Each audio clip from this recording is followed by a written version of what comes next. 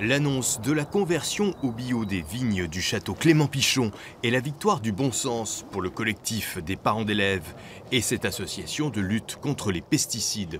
D'abord saluer cette décision de passage au bio, qui est la seule bonne solution, la seule sortie par le haut, dit M. Fayad dans son interview. Eh bien, effectivement, nous le pensons, et nous pensons qu'en plus, qu'un gros château comme ça le fasse, eh bien, cela va interpeller tout le département. On est au stade de la promesse. Donc il va falloir surveiller de très près cette conversion au bio. Mais c'est clair que c'est une avancée nette dans ce dossier et dans notre combat.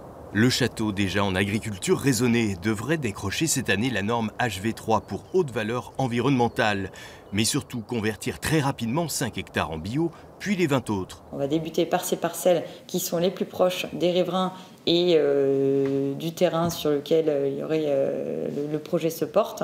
On commence par ces parcelles-là pour ensuite étendre sur l'ensemble du vignoble. Le département examine désormais 2 hypothèses, la reconstruction au même endroit que le collège actuel ou le vaste projet en face du château qui passera en bio.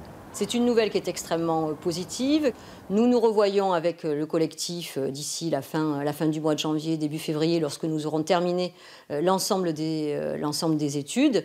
Et à ce moment-là, nous serons en mesure de prendre une décision et de confronter aussi cette décision à l'ensemble de la communauté éducative. Mais le projet n'est pas encore construit car 2 actions en justice pourraient voir le jour. Ce terrain avait été donné à la commune par les vignobles Fayat pour en faire des espaces verts. Nous considérons qu'il doit devenir un parc comme cela devait être au départ fait et non pas une construction de collège ou autre construction. Une semaine intense puisqu'une réunion publique se tiendra vendredi soir sur le projet de collège à Parempuire.